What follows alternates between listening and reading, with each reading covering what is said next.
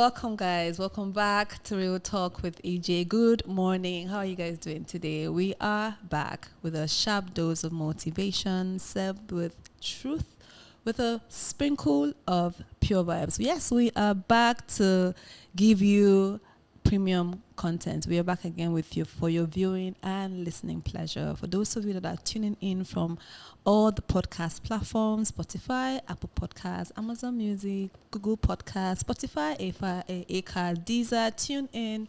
Thank you. It is always an honor to have you guys here. And my family on YouTube, hi.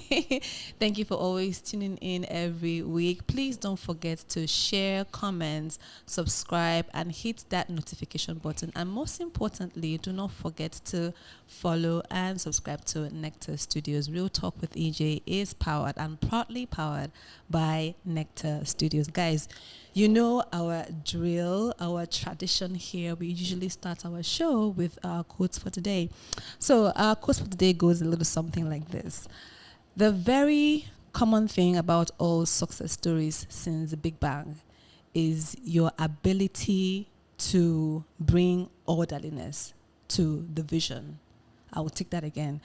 The most common thing about every success story since the Big Bang is your ability to bring orderliness to your vision, to the vision.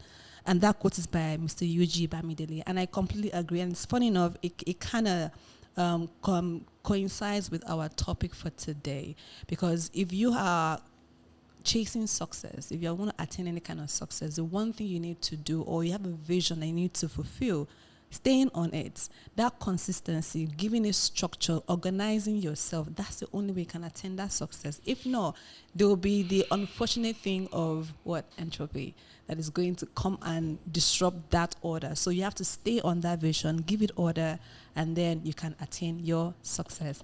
All right, guys. So before I'm going to go on a quick break, actually. So before we bring in our guest, today is a power-packed show today. So I want to get in as quick as possible because there's so much to unpack. So stick around. We'll be right back.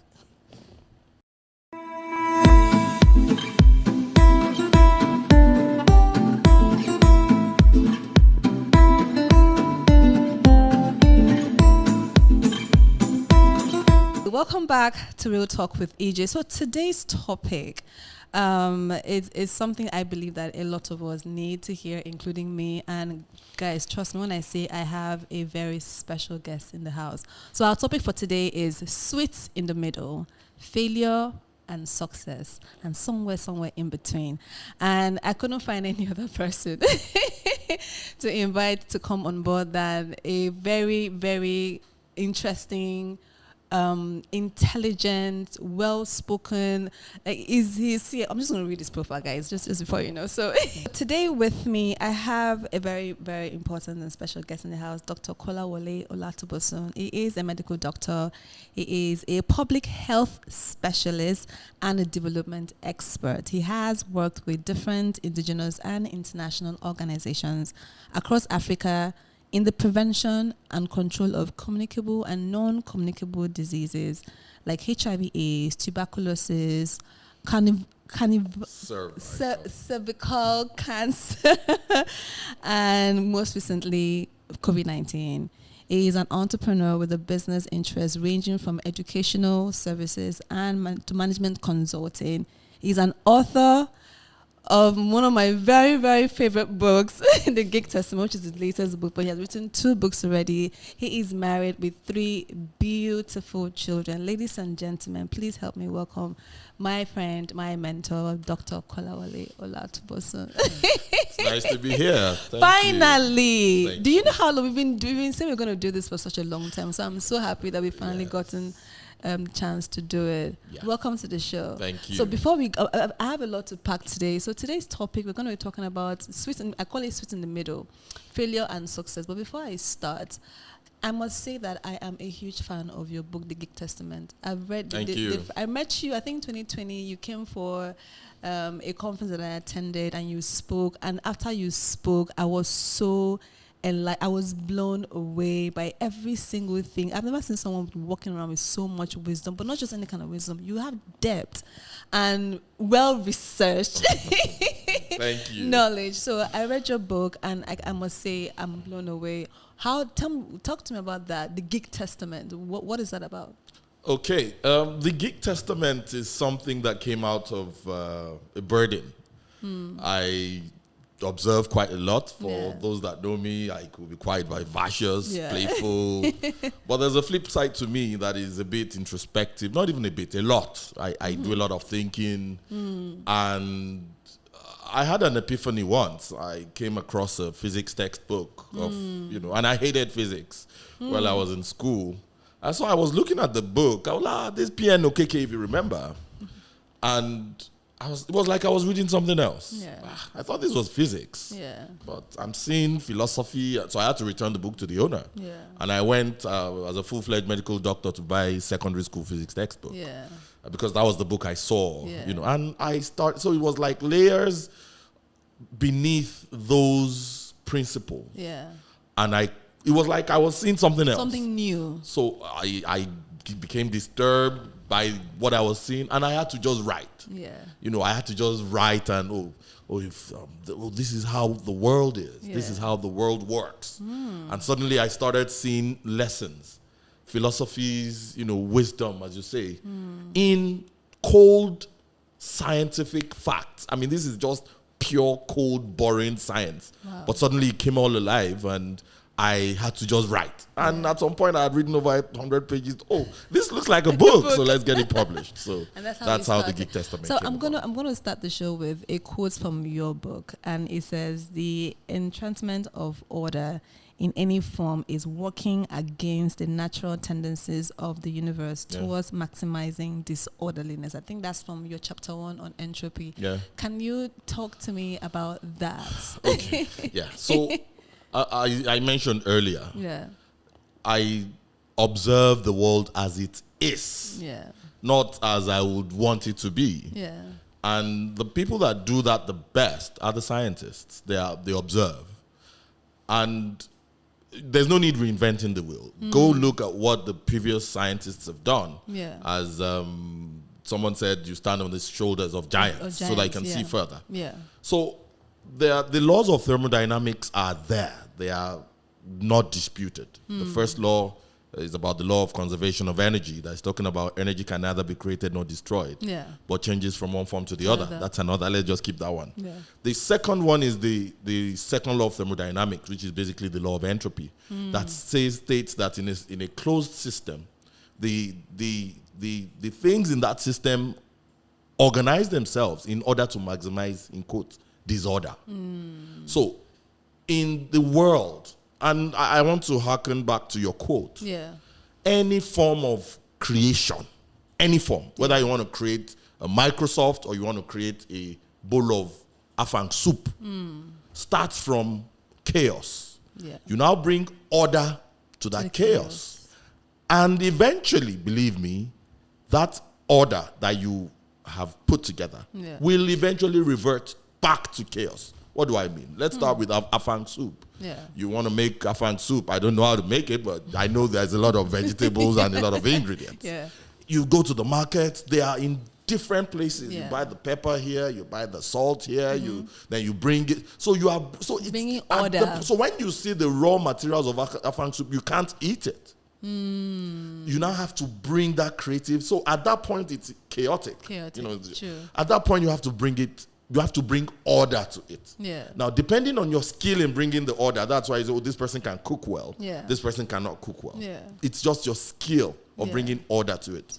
Now, even after you've brought order to it, if you eat it, if you eat that food, then it becomes broken down in your body back to entropy. If you do not eat it, if you do not have a freezer, it will start decaying. Even if you have a freezer, you can't freeze it forever. Now, I've used that afang soup to let you understand how everything in the universe works. The European Union, from the European Union to the Nigerian state to African Union to Nigeria to your business to your marriage. Marriage starting, chaos. This person is here, this person is there. Here. Then there's a creative energy that brings both of them together. They now marry, they love themselves. And from the day they start loving themselves, things are trying to push them apart. So the universe is, the default state of the universe Yeah. is chaos. Yeah. Even in the Bible, the world was without form. I mean, form and void. and Yeah. the world will always tend to go back to that chaos. So your creative, so the ability to apply creative energies to chaotic situations will bring about success. Either from creating nation states like Nigeria or to peeling an orange. Yeah. That is what you need to do. So basically, when you see that, and you also see that even when you've created something good, everything wants to take it that back thing away, back to its original back state. to its original state. I've been trying to have six-pack for, I tell people. And How is that going? Yeah, it's not going well. It's not. You do sit up. You do. The day you finally manage to have an outline of six-pack, you stop. Christmas will just come. You just eat, drink, fish, chicken, and the tummy comes. And it's easier to have chaos than order. So let me ask this: If failure is entropy, which is failure is default. So then what is success? And if we want to go back to we were talking about God earlier, if God created us to be successful, then why is failure natural? If that is intention for us was to succeed, then why is failure the basic line for everything? Okay. Now, there are some assumptions in that question I will have to question. Okay, so let's start with the first one. So if failure is natural, then what is success? Okay, so the first thing is it's in different layers. Success is as defined by the person involved. Because I don't want us to, and it's a very important starting point, because I don't want us to have rigmaroles trying to attain success, and we never defined that success ab initio. Because someone says success is living in a skyscraper, I say no, success is living in Oruganam and drinking palm wine and sleeping in the evening. Yeah. Now, Yeah. please also, the definition of success has to be informed by knowledge. If that staying in the village is from a place of knowledge, not a place of ignorance, that, this is all like, no. Success has to be informed, and it has to be determined for yourself. So if success, so there are many definitions. Society defines success in a particular way. Yeah. If we define success, then Jesus, in a particular way, then Jesus was a failure. I'm not sure he married, he didn't have children, he died at 33, he didn't grow old, he didn't have a house, he didn't have, So by that definition, Jesus was a failure. But based on what his role was, he was a runaway success. Same thing, Apostle Paul probably died in prison. I don't know how else you can fail more than dying in prison and being beheaded. But based on what their roles were and what they wanted to do, they were successful. So success is determined by your calling, so to speak. No. Success is determined by you. By what from you a place want. of knowledge, determining what you want. And attaining that. So then why do some people succeed and some don't? Why do you think that disparity There are is? multi-layers to this thing. Let's even just take it, success, the usual way. He has money, he's living well, he's healthy. Yeah. So we could define success, in terms of, I call it personal success, financial success, intrapersonal success. Okay. That means you're at peace with yourself. Yourself inside, That is a major success. What is called. That's a grand level success. Yes. Right there. There's interpersonal success. That means you're at peace with other people. It's also a form of success. Okay? Then there's financial success. Yeah. There's marital success. Yeah.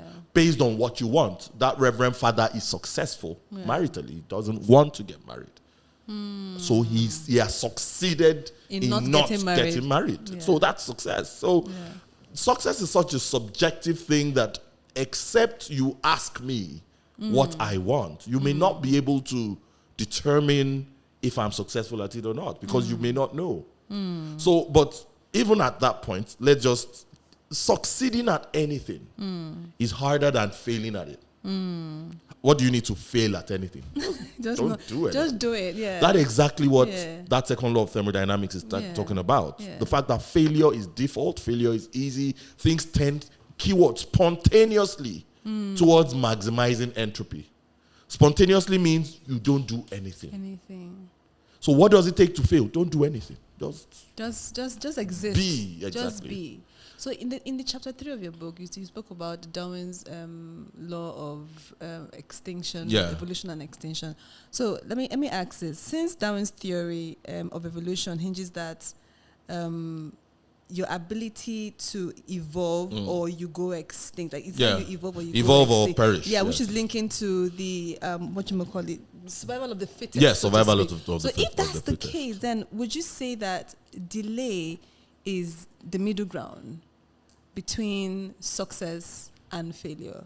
Because it's either you're succeeding at something or you are failing at something. So, but then what is that middle? Do you feel like delay is that middle ground? Yeah, I think that aspect, and I don't want us to miss this really critical aspect you're talking about. Yeah. Everyone is always focusing on the end point. Yeah. Oh, this person has succeeded. Yeah. But there's this interregnum between where you are and where you want to be. Yeah.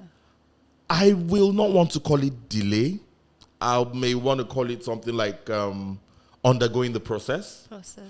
And because it's like you plant a palm tree and it takes 5 years to grow. The 5 years is not delay. The 5 years is how long it takes a palm tree to grow. And that palm tree may never grow. So maybe you can call it delay if it's supposed to take 5 years and it's now taking 20 years. Now, because of the multi-layered way of defining success, you may have delay in one part, but the other layers of your life is you're doing great. Yeah.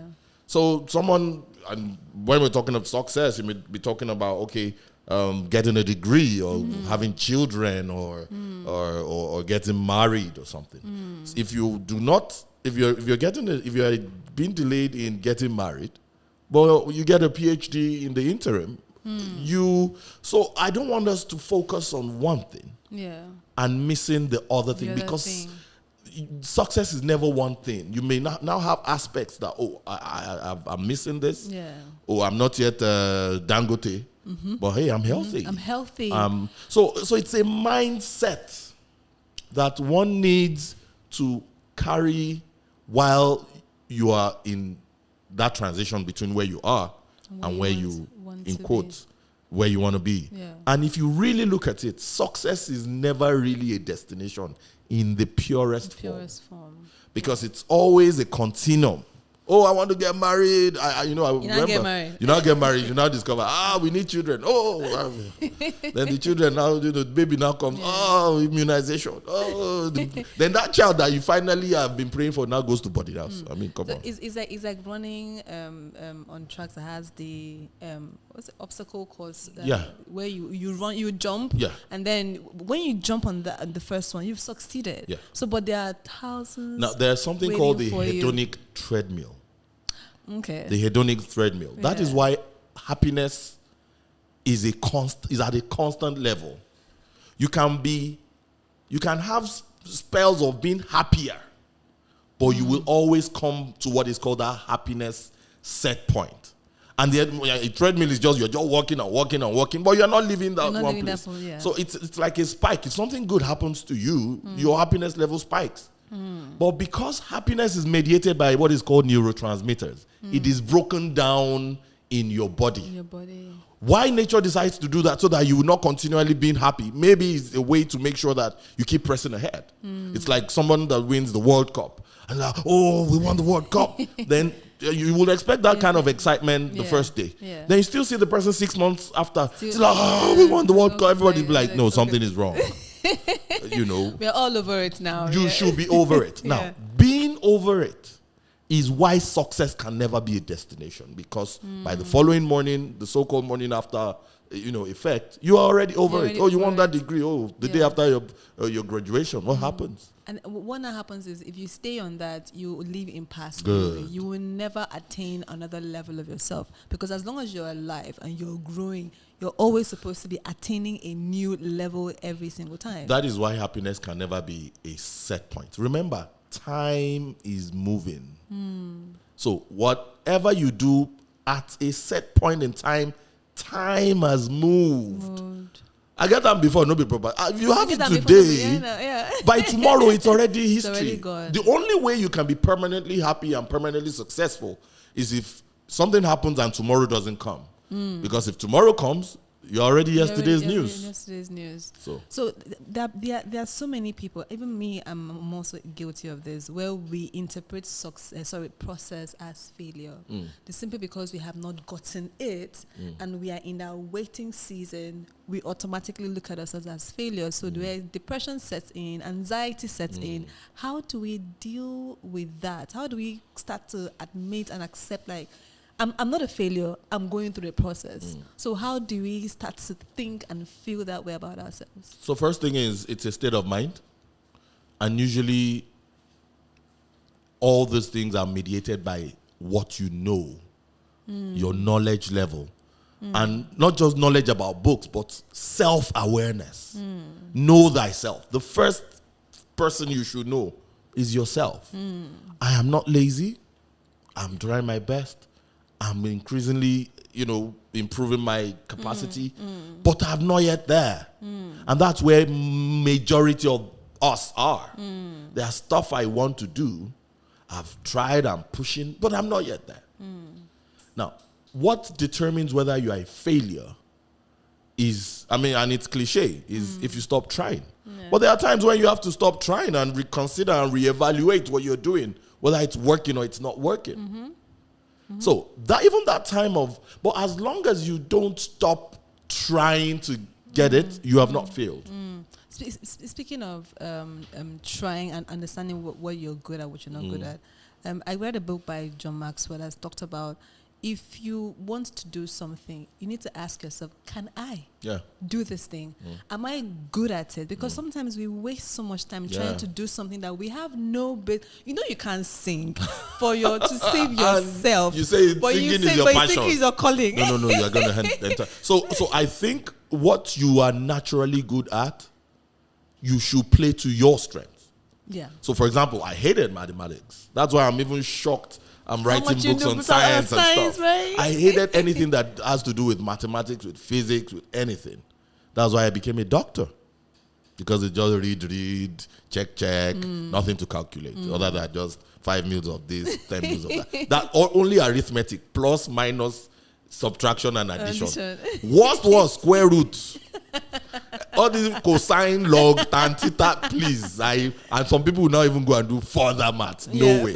I knew my capacity. Yeah. I knew that I was a more literary person. Yeah. I hated it. Yeah. I would pass it. I still had an A. So it's not like anything. But I never liked it. So I quickly played to my strengths. You can't act. And you watch Ramsey Noah and you say you must be, okay, what can you do? Do that one. There are a million other things you cannot do. Look for what you can do and follow that one. Don't disturb yourself. And a lot of times I'm also guilty of this because I'm You're guilty of a lot of things. I'm guilty of a lot of things. That's why it's real talk. So I have to keep it real. So because these conversations also helps me when I go back and watch them. I'm learning a lot from my guys. I know there are times when I would want to do something and I know that I can't do it.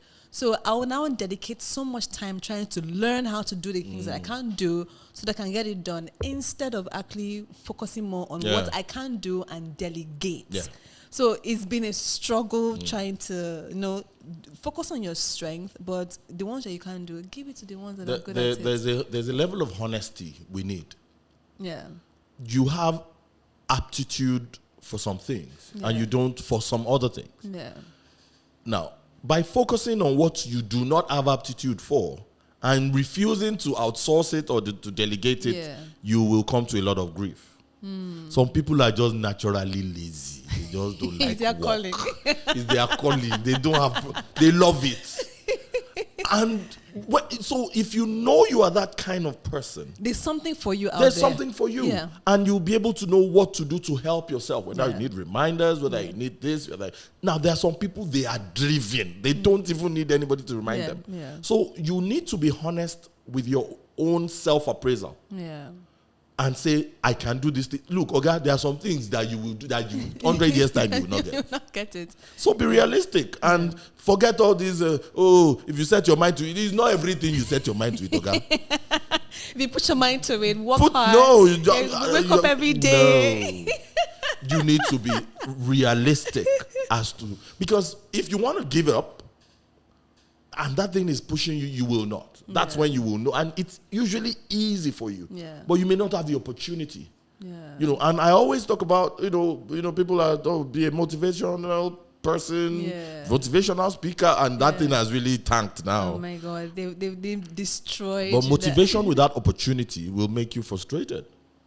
But opportunity will bring motivation. So look for what you can do and push. Now.